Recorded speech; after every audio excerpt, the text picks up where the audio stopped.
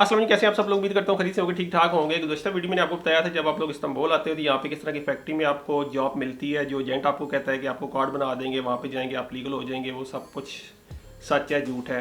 उस पर मैंने पूरी वीडियो बनाई है कि यहाँ पे फैक्ट्रियाँ किस तरह की होती हैं, काम किस तरह का होता है। जिन लोगों ने वो वीडियो नहीं देखी है, डिस्क्रिप्शन में उसका लिंक है, आप लोग वो देख सकते हो। आज मैं आपको बताऊँगा कि आजकल का नया ट्रेंड चला हुआ है इस्तांबुल में, टिकटॉक पे, फेसबुक पे और यूट्यूब पे। कुछ लोग हैं, कुछ लोगों के ग्रो है जो ये ऑफ़र कर रहे हैं जी 20,000 का तुर्की का वीज़ा आप लोग हमसे लें। मतलब कि इतना बड़ा झूठ।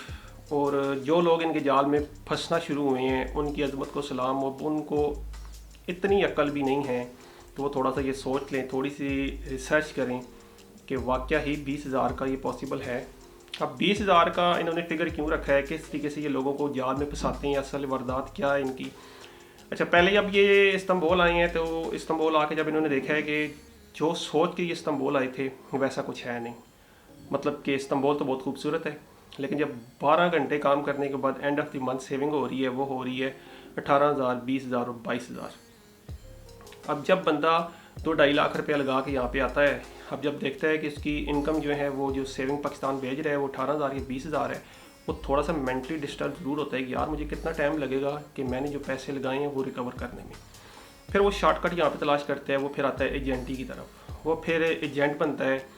फिर जो पाकिस्तान में लोग होते हैं उनको गुमराह करता है, यहाँ की टिकटॉक बना के, यहाँ के बाहर की वीडियो बना के, जिस फैक्ट्री में काम करते हैं उसकी वीडियो बना के कि यार बहुत आसान काम है, आप लोग यहाँ पे आ जाओ, कोई टेंशन नहीं है, बहुत मज़े की लाइफ है।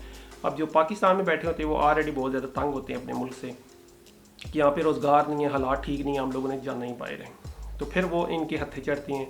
अब इनकी एजेंटों के साथ डील होती है इस्तांबुल में, हर गली मोहल्ले में, बल्कि हर घर के अंदर एक एजेंट बैठा हुआ है।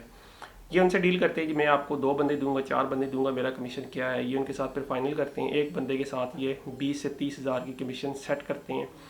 जब इनकी कमीशन उसमें फिक्स हो जाती है फिर ये बंदे उनको दे देते हैं। अब जो पाकिस्तान में बंदे होते हैं उनको कहते हैं कि हमारा किसी किस्म का कोई एजेंट के साथ लेना देना नहीं है, तुम मेरे दोस्त हो, गांव के हो, तुमने अगर आना है तो ये एजेंट बहुत अच्छा है, इसके रास्ते हो, इसका रास्ता बहुत अच्छा है, तो आप उस पर एतमाद करके उस एजेंट से डील कर लेते हो।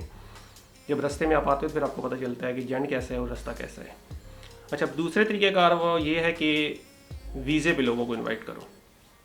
पहले इस ग्रोह ने बहुत ज़्यादा टिकटॉक पे वीडियो बनाई है, पाकिस्तान छोड़ो नौजवानों, निकलो यूरोप, निकलो तुर्की आओ, यूरोप निकलो तुर्की आओ, लोगों को अपने जाल में फंसाया।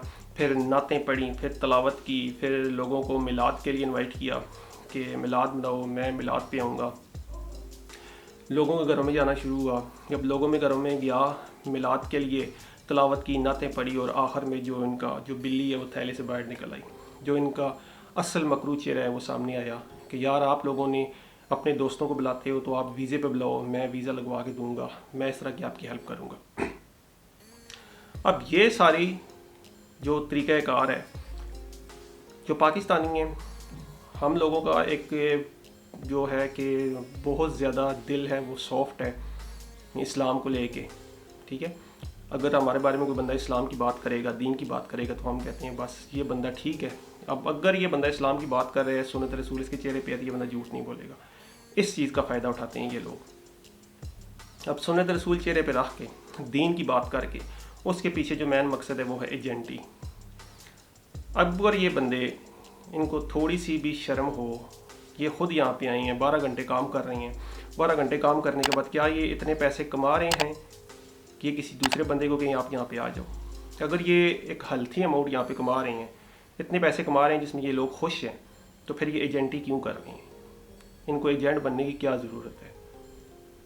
आप लोग ये पॉइंट नोट करें।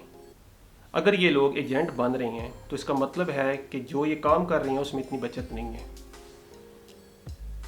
लोगों के घरों में जाके फिर कहेंगे कि जब पहले इन्होंने कहा था हमारे पास वीज़े हैं, किसी ने वीज़े नहीं लिए, फिर इन्होंने अब ये टिकटॉक बनाई है कि 20,000 में हम आपको वीज़ा देंगे, लोगों ने रब्ता किया।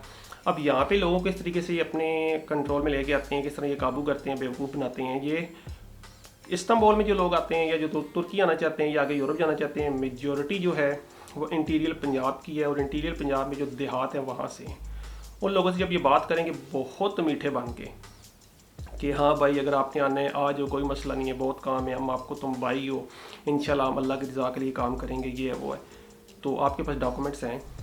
99% जो लड़के होते हैं उनके पास बैंक स्टेटमेंट नहीं होती। अब जिनके पास बैंक स्टेटमेंट नहीं होती है उनकी फ़ाइल नहीं बनेगी।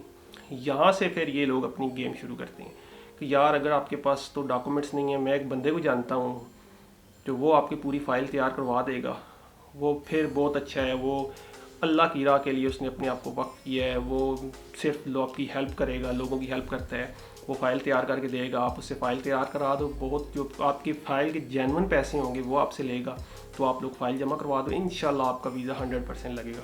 100% कोई भी नहीं कह सकता कि आपका वीज़ा लगेगा, लेकिन ये लोग कहते हैं कि 100% लगेगा, क्योंकि इनको अपनी लालच होती है, इनको अपनी कमीशन से गर्ज होती है, तो फिर ये 100% की गारंटियाँ देते हैं। अच्छा, फ़ाइल बनाने का क्या तरीकाकार है जी? आपने FRC देनी है, ID कार्ड कापी देनी है, पासपोर्ट देना है, 4 तस्वीरें देनी है, उसके बाद जितनी भी फाइल है वो तैयार करेगा, आपकी बैंक स्टेटमेंट बनाएगा, NTN नंबर बनाएगा, सब कुछ तैयार करके आपको देगा, आपके साथ एम्बेसी तक जाएगा फ़ाइल जमा करवाने के लिए। अब मैं आपको बताता हूँ, जो बंदे फ़ाइल बनवाना चाहते हैं या जो बंदे फ़ाइल बनाते हैं, जो बंदा आपको फ़ाइल बना के देगा उसकी जो असल प्राइस है वो 5,000 से 7,000 है।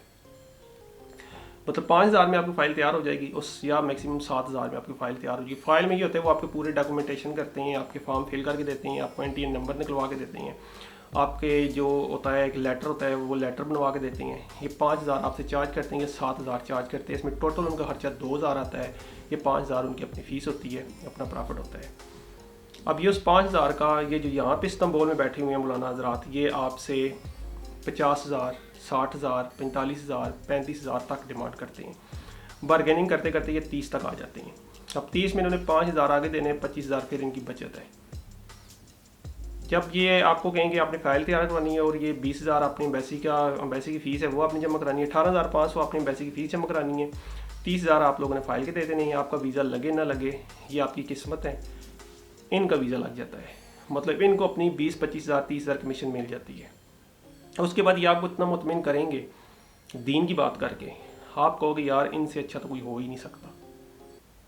मतलब एक बात आप अपने माइंड में बिठा लें कि जो बंदा फ्रॉडी होगा या जो बंदा आपको नुकसान पहुंचाना चाह रहा हो, आपसे फ़ायदा उठाना चाह रहा हो, वो बहुत ज़्यादा खुशामदी होगा, वो बहुत ज़्यादा खुशामदी करेगा आपकी, और खुशामदी लोगों से आप लोग बच के रहें। इनका तरीक़ा वारदात भी है, ये टिकटॉक पे फेसबुक पे वीडियो बनाएंगे, ये मंडी बहाउद्दीन की, सियालकोट की, गुजरात की, गुजरांवाला की, वज़ीराबाद की, जहाँ जहाँ के लड़के इस्तांबुल में हैं उन शहरों की, उन लोगों की तारीफ़ें करेंगे, ठीक है, सिर्फ़ और सिर्फ ये तारीफ़ें करके उनको अपने जाल में फंसाने के लिए, सिर्फ़ और सिर्फ उनके घरों में जाके मिलाद की महफिलें अटेंड करना, उनको असल में अपने जाल में फंसाना, एजेंटी करनी है। यार मैं सिर्फ एक चीज़ कहता हूँ जिस चीज़ से मुझे चिढ़ आती है, आप लोग जब दीन की बात करते हो, अल्लाह नबी की बात करते हो, इस्लाम की बात करते हो, तो एटलीस्ट उसमें आपको खालस होना चाहिए, उसके पीछे आप अपना मकरू चेहरा मत छुपाएं। आप लोग सिर्फ अल्लाह की रज़ा के लिए काम करें, उसमें बिज़नेस इन्वॉल्व ना करें।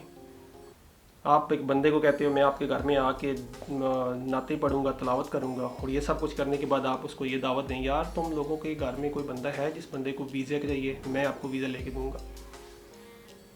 मतलब आपका ज़मीर किस तरीके से इजाज़त देता है? अगर आप यहाँ पे आए हो, आप इतने अच्छे हो, आप यहाँ पे आए हो, आप जितनी अर्निंग कर रहे हो, क्या उसमें आप लोग खुश नहीं हो? अगर आप उसमें खुश हो तो फिर आप एजेंटी क्यों कर रहे हो? अगर आप एजेंटी कर रहे हो तो फिर आप इसका मतलब है कि आप लोग उस पे में खुश नहीं हो, आप एक्स्ट्रा पैसा कमा रहे हो इससे, ताकि आपकी रिकवरी जल्द हो सके। इस्तांबुल आने में, अगर आप लोग इस्तांबुल वीज़ा लेके आए या डेंकी लेके आए, मेरी सेहत पे कोई असर नहीं पड़ेगा। आप लोग 1 लाख कमाएं, 5,000 कमाएं, मेरी सेहत पे कोई असर नहीं पड़ेगा। मैं पूरी वीडियो सीरियल में आपको वो हक़ाइक़ बताता हूँ जो हकीकत में यहाँ पे हालात हैं। मैं आपके साथ वो काम नहीं करता जो दूसरे करते हैं। हर चीज़ मुझको भी पता है, 7 साल पे यहाँ पे हूँ मैं, 7 साल में हर बंदा जानता है, हर अच्छा बुरा रास्ता पता है, ये जो बड़े बड़े एजेंट हैं, छोटे एजेंट हैं, किस तरीके से डेंकी होती है, सब कुछ पता है। उसके बावजूद मैं आपको मना करता हूँ ये काम ना करें। अगर आपने अब जो वीज़ा लेके जो लोग यहाँ पे आना चाहते हैं, हम वीज़ा लेके आएंगे, ये वीज़े के लिए आपको कम से कम 3 से 3.5 या 4 लाख रुपये लगेगा। रिसेंटली लास्ट मंथ में 2 बंदे आए हैं जो 4 लाख लगा के आए हैं वीज़े पे।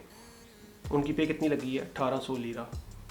अब वो लोग यहाँ पे रो रहे हैं, कहते हैं हमको कितना टाइम लगेगा, जो 4 लाख लगा के आए हैं वो रिकवर करने हैं, उसके बाद हमारी अर्निंग स्टार्ट होगी। अब आप एक आइडिया लगाएं कि 4 लाख रुपये आपने इन्वेस्ट किए, चले 3 लाख आपने इन्वेस्ट किया, आपने वीज़ा लिया तुर्की का, यहाँ पे आपने 18,000 या 22,000 या 25,000 आपने पाकिस्तान भेजना शुरू किया है, कितना टाइम लगेगा आपको जो आपने 4 लाख या 3 लाख लगाया उसको रिकवर करने में। अब आपने क्योंकि किस्तों में पैसे पाकिस्तान भेजने हैं 20,000 25,000, वो हर माह लगेंगे, आप सेव नहीं कर पाओगे, वो खर्च हो जाएंगे पाकिस्तान में। अब 2 साल 3 साल गुजारने के बाद पाकिस्तान जाओगे, आपके दोनों हाथ खाली होंगे या 1 लाख रुपये आपके हाथ में होगा, आपके 3 साल लाइफ के ज़ाया हो चुके होंगे। क्या ये अक्लमंदी नहीं है कि अगर आप 3 लाख इन्वेस्ट करके यहाँ पे आते हो, आप 1 लाख इन्वेस्ट करो पाकिस्तान के किसी दूसरे शहर में जाके छोटा सा कोई कारोबार अपना शुरू कर लो। मैं आपको गारंटी देता हूँ कि आप तुर्की से ज़्यादा पैसा पाकिस्तान कमा सकोगे। सिर्फ 1 लाख का कारोबार आप शुरू करें, किसी दूसरे शहर में जाएँ, अब लाहौर कराची में चले जाएं, किसी और शहर में चले जाएं, वहाँ पे जाके आप सर्च करें कौन सा कारोबार जो हम यहाँ पे कर सकते हैं। आप छोटे कारोबार से शुरुआत करें, इससे ज़्यादा पैसा आप पाकिस्तान में 100% कमा सकते हो। यहाँ आके आपने 12 घंटे काम करना है। यहाँ पे जो रिहायशें हैं, दुकानें होती हैं खुली, मैं आपको दिखाऊंगा यहाँ पे रिहायशें किस तरह की हैं। पाकिस्तानी लड़के यहाँ पे किस तरीके से रह रहे हैं, खुला बेसमेंट में हॉल है, वहाँ पे रह रहे हैं, वहीं पे वॉशरूम है, वहीं पे किचन है, खाना बनता है, वो हबस सारी उस कमरे में जमा हो जाती है, आपके कपड़ों से स्मेल आ रही होती है, आपके घर से स्मेल आ रही होती है, वहीं पे कपड़े आपके पड़े होते हैं, वहीं पे आपने शूज़ उतारने हैं, वहीं पे आपने सोना है। ज़मीन पे मैट्रेस पड़े हुए हैं, एक मैट्रेस है वो साल से वहाँ पे पड़ा हुआ है। एक लड़का आया, उसने 6 माह यहाँ पे गुजारे, वो यूनान चला गया। दूसरा आया, उसने गुजारा किया, वही कंबल वही मैट्रेस। फिर जब यहाँ पे आते हैं आपको स्किन एलर्जी हो जाती है। हर बंदे को खारिश है, यहाँ पे हर बंदे का एक ही मसला है, खारिश है, दाने निकल आए हैं, बदबू आ रही है। क्यों जी? जब आप एक कमरे में रहते हो, वहीं पे जब आप 20 बंदों का खाना बनेगा, वेंटिलेशन का कोई सही प्रॉपर इंतज़ाम नहीं है, तो वो जितनी भी हबस होगी वो आपके रूम के अंदर ही होगी, वो आपके कपड़ों में जज्ब होगी, आप में, फिर आपके कमलों में, फिर आपको स्मेल आएगी। फिर जब आप लोग बाहर जाओगे तो ये तुर्के इस वजह से फिर पाकिस्तानी जो हैं इनको रेंट पे अपने घर नहीं देते कि आप लोग गंदे हो। जब आपने इतनी गंदगी में आप यहाँ पे रहना है, आपने 12 घंटे काम करने हैं, अगर आप बीमार हो जाते हैं तो आपको हॉस्पिटल नहीं लेके जाएंगे, जो आपके साथ लड़के रह रहे हैं वही आपको हॉस्पिटल नहीं लेके जाएंगे। आपको ये कहेंगे यहाँ पे हॉस्पिटल में मेडिसिन नहीं मिलती। मेडिसिन मिलती है लेकिन आपको कोई लेके नहीं जाता, डरते हैं अगर हम गए तो हमको पुलिस ना पकड़े। कोई ऐसा सीन नहीं है, आप हॉस्पिटल जा सकते हैं, आप मेडिसिन ले सकते हैं, डॉक्टर आपको चेकअप करेगा, आपके पास पासपोर्ट है नहीं है कोई इशू नहीं है। अगर आप इस्तांबुल में आप कोई भी इस तरह का इशू है तो आप मुझसे रब्ता करें, मैं आपके जितने भी आपको टेस्ट करवाने हैं, आपको डॉक्टर से चेकअप करवाना है, जो कुछ करवाना है मैं आपकी हेल्प करूँगा फ़ीस सबीलिल्लाह। मुझे किसी किस्म की कोई गर्ज नहीं है। मैं 7 साल से यहाँ पे जितने भी पाकिस्तानियों की जो हेल्प हो सकी वो फ़ीस सबीलिल्लाह की है, बिना किसी 1 रुपये की लालच के। जो लोग मुझे जानते हैं वो इस बात की तायीद करेंगे। तो ये सारी वीडियो बनाने का मकसद, वीडियो सीरियल बनाने का मकसद, या मैं क्यों वीडियो बना के यूट्यूब पे अपलोड कर रहा हूँ, आप लोगों को वो सच बताऊँ जो आप लोगों को नहीं बताते।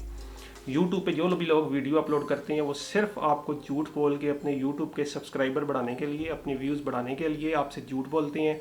मेरी 5,000 पे हैं, यहाँ पे लड़की से शादी करो पेपर बन जाएंगे, यहाँ पे बहुत ही अच्छी है, तुर्के बहुत हमसे प्यार करते हैं, बहुत ही अच्छी ज़िंदगी है यहाँ पे हालात बहुत अच्छे हैं। सब कुछ बकवास है। अगर आपके पास इन्वेस्टमेंट है, यहाँ पे आके अपना बिजनेस शुरू कर सकते हैं, फिर आप यहाँ पे आएँ, लीगल आएँ, अपने डॉक्यूमेंट्स बनाएं यहाँ पे। अगर आपके पास प्रॉपर एक सेटअप नहीं है तो आप यहाँ पे ना आएँ। अगर आप किसी गरीब घराने से आप ये सोच के यहाँ पे आ रहे हैं, यहाँ पे जब आप आएंगे तो आप ज़्यादा अर्न कर लेंगे, तो आप ये बेवकूफ़ी हरगिज़ ना करें। अगर आपके पास 3-4 लाख रुपए की इन्वेस्टमेंट है, आप ये चाहते हैं कि आप वीज़ा लेके तुर्की चले जाएंगे, वहाँ पे ज़्यादा पैसा कमा लें, आप ये बेवकूफ़ी हरगिज़ ना करें। आप 2 लाख का 1.5 लाख का बिज़नेस पाकिस्तान में शुरू करें किसी भी शहर में जाके, तो उससे आप ज़्यादा अर्न कर लोगे। यहाँ पे मैं आपको एक सच्चा वाक़या बताता हूँ। यहाँ के पे एक बंदा आया था अपनी फैमिली के साथ, उसने आके जब देखा है यहाँ पे कोई इतना ख़ास काम नहीं है, जिस घर में रहता हूँ उसका किराया जाता है, खाने पीने के लिए हमको लाले पड़े हुए हैं, जिस फैक्ट्री में काम करता हूँ वहाँ पे मेरी पे 1500 है, तो मैं क्या करूँगा। उसने यही काम किया, पाकिस्तान में अपने दोस्तों को कहा कि यार तुम यहाँ पे आ जाओ, तुम्हारा बहुत बड़ा स्कोप है, 80,000 90,000 तक मैं अर्न कर लेता हूँ, मैं बहुत खुशहाल ज़िंदगी गुजार रहा हूँ। एक बंदे ने जो कि मैरिड था, उसकी बच्चियाँ थी, उसने अपना घर भेज दिया इस बंदे की बातों में आके। इसने कहा तुम आ जाओ यहाँ पे, कोई टेंशन नहीं, मैं तुम्हें कार्ड बना दूंगा, जब चाहे पाकिस्तान चले जाओ, यहाँ पे आ जाओ। उसको इसने वीज़ा लेके दिया था 3.5 लाख रुपए का 2018 में। उस वक्त वीज़ा मिल जाता था, टिकट और वीज़ा सब कुछ मिला के 2,25,000 में। तो इसने 3.5 लाख उसको वीज़ा लेके दिया। उस बंदे ने अपना घर सेल किया, इस बंदे की बातों में आया कि इसकी भी फैमिली वहाँ पे है तो मैं भी चला जाता हूँ वहाँ पे, अपने बच्चों को किराए के मकान पे छोड़ा। यहाँ पे जब आया तो यहाँ पे जब आके उसने देखा है कि एक फैक्ट्री में से जॉब मिली, उसकी तनख्वाह लगी थी 1200 लीरा, जो कि उस वक्त 32,000 के करीब बनती थी। तो वो बंदा हैरान था कि यार ये मेरे साथ क्या होती, तुमने तो कहा था। असि कहते हैं नहीं, आहिस्ता आहिस्ता तुम सीखोगे तो बढ़ जाएगी।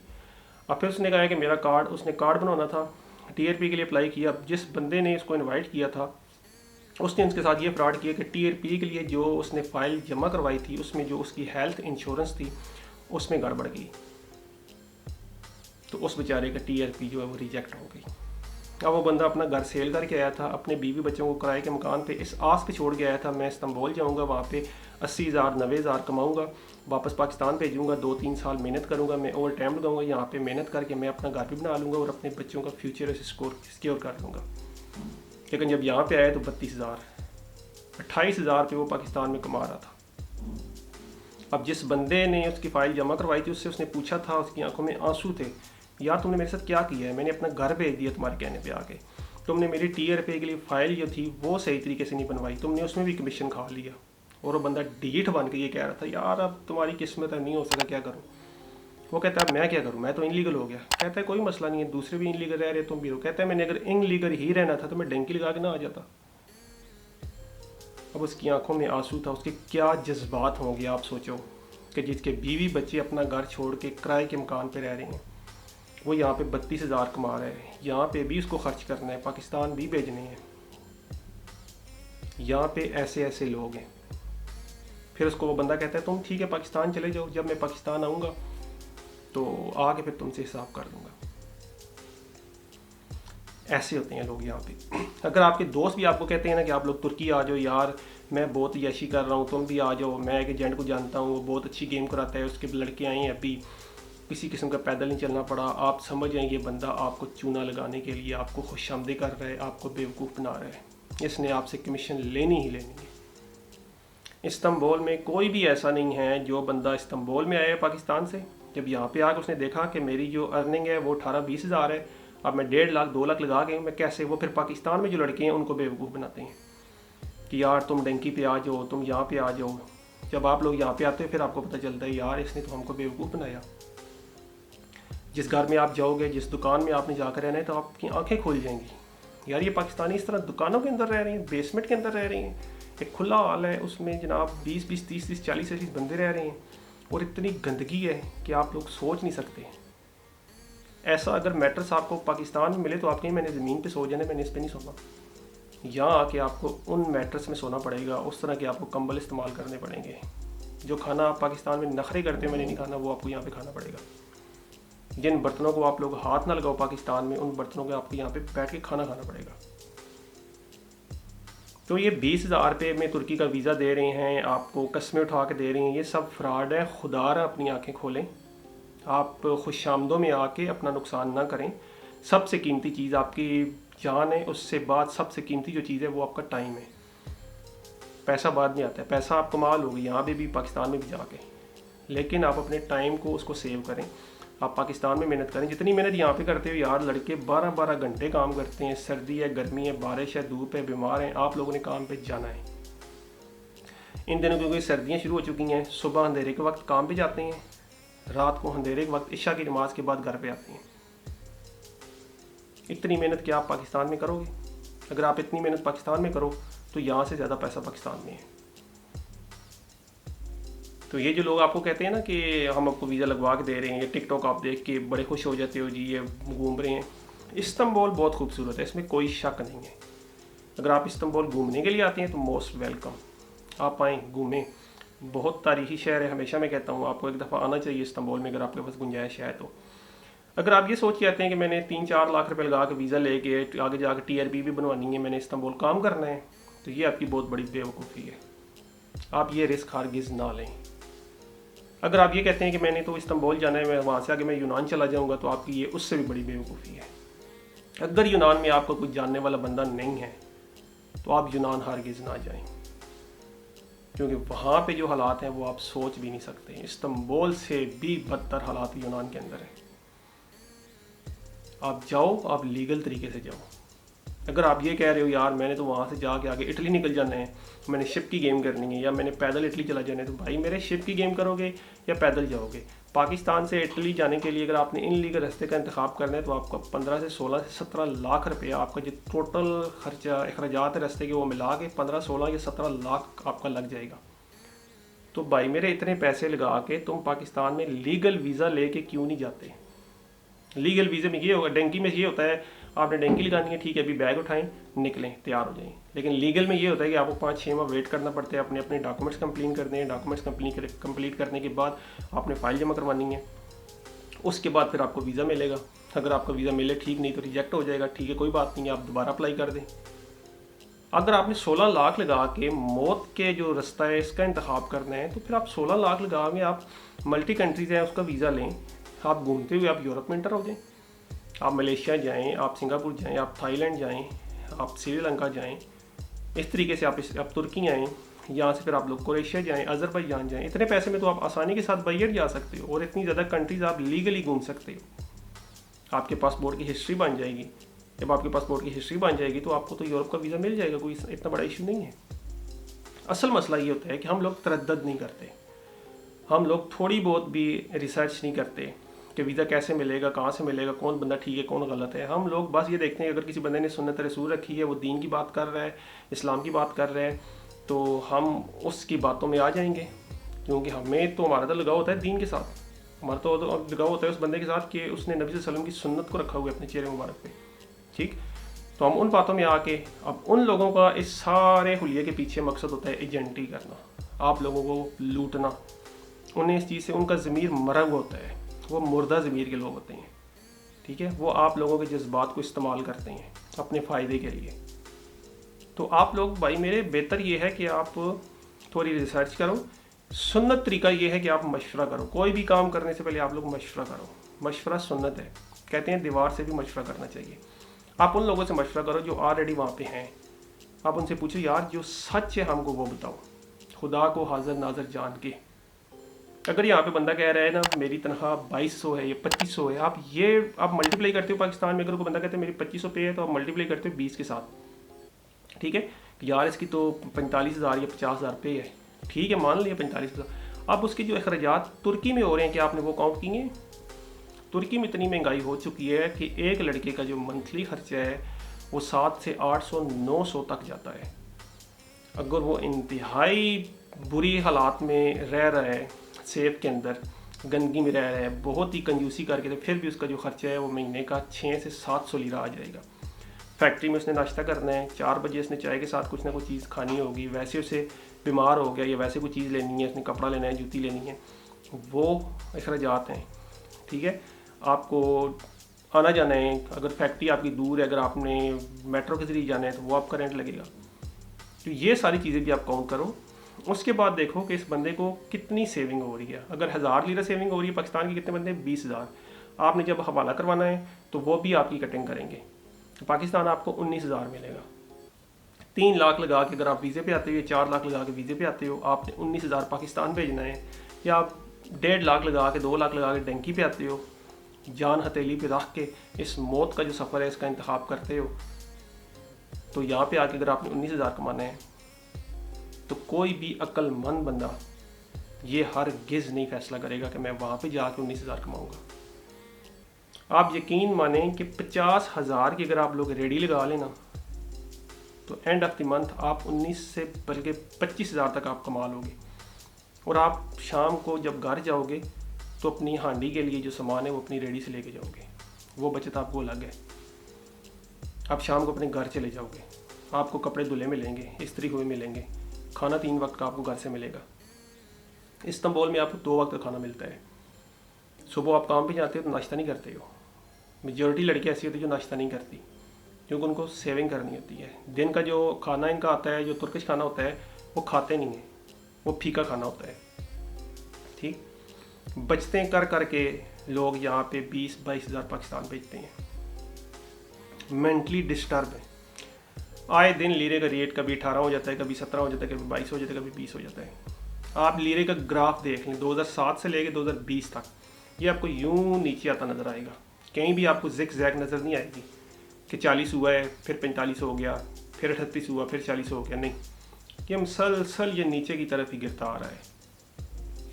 आप लोग ये चीज़ अब अपने आप को खुद ही आपको कहते हैं ख्याली प्लाव बनाते हो कि 2023 आ रहा है, तुर्की आज़ाद हो जाएगा तो लीरा ऊपर चला जाएगा। भाई और बहुत से मसाइल हैं, 2023 आएगा तब आप देख लेना।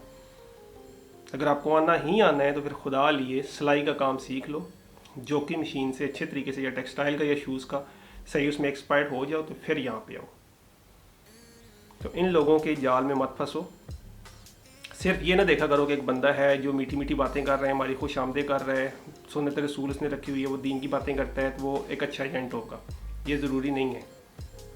जो बंदा दीन की बात करेगा वो एजेंट ही नहीं करेगा, क्योंकि उसको पता है कि ये 2 नंबर काम है। इस रास्ते में जो बंदा भी आएगा उसके लिए यहाँ पे कुछ भी नहीं है। तो आप लोग ये चीज़ सिर्फ ना देखा करो, अगर एक बंदे ने सुन्नत रसूल रखी हुई है, वो दीन की बातें कर रहा है तो वो बंदा बहुत अच्छा है। जो बंदा दीन की बात करेगा, सुन्नत रसूल उसने चेहरे पे सजाई हुई है सुन्नत समझ के, और वाकया ही दीन की बात कर रहा है, कुरान और हदीस की बात कर रहा है, नबी सल्लल्लाहु अलैहि वसल्लम से प्यार के हज़ार की बात कर रहा है, वो कभी भी एजेंटी नहीं करेगा, क्योंकि एजेंटी ये 2 नंबर काम है।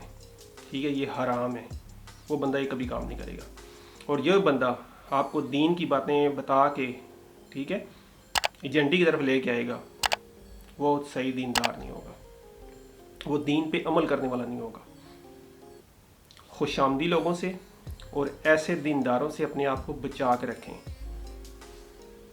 आपके माँ बाप हैं, आपसे प्यार करने वाले, आपके बहन भाई हैं, बीवी बच्चे होंगे, उनके लिए आप डंकी हरगिज़ ना लगाएं। ये मौत का सफ़र है।